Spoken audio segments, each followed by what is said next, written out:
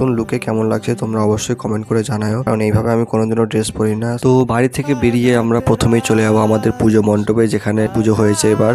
তো এখানে কিছুক্ষণ থাকার পর আমরা সোজা চলে যাবো 3 বন্ধু মিলে জঙ্গিপুর বই মেলা, যেখানে বইয়ের মেলা হচ্ছে, অনেক বইয়ের স্টল আছে। আর এই বই মেলাটির ব্লগ একটি করে আমি চ্যানেলে পোস্ট করেছি, তোমরা চ্যানেলে গিয়ে অবশ্যই দেখে নিও। তো আমরা 3 বন্ধু মিলে এখানে চলে এসেছি, টিকিট কেটে ঢুকে গেলাম। এবার আমরা একটু মেলাটা উপভোগ করি, তার জন্য এদিক ওদিকে ঘুরে ঘুরে দেখছিলাম। বাউল হচ্ছিল, প্রোগ্রাম হচ্ছিল, খুব সুন্দর লাগছিল। তাই আমরা প্রথমে বাউল দেখতে, তারপরে সেখান থেকে আমরা বেরিয়ে চলে এলাম সোজা বইয়ের দোকানগুলোতে, এবং বইগুলো খুব সুন্দর সুন্দর ছিল। তো গল্পের বইয়ের সাথে সাথে আরো অনেক রকমের বইয়ের দোকান ছিল। তো অতগুলো বইয়ের দোকান দেখা তো সম্ভব নয়, প্রায় 100টার ওপর বইয়ের দোকান ছিল। তারপরে আমরা চলে এলাম এই রাধাকৃষ্ণ ফটো ফ্রেমের দোকানটাতে। এখানে এত সুন্দর সুন্দর 3D কালেকশনের আরো অনেক রকমের যেই ফটো ফ্রেমগুলো ছিল, খুব সুন্দর লাগছিল। তোমাদেরকে কোনটা ভালো লেগেছে সেটা তোমরা অবশ্যই কমেন্ট করে জানাও। তো এবার আমরা চলে এসেছি আমাদের স্পেশাল খাবার ঘুগনি আর ডিম খেতে। তো ভিডিওটি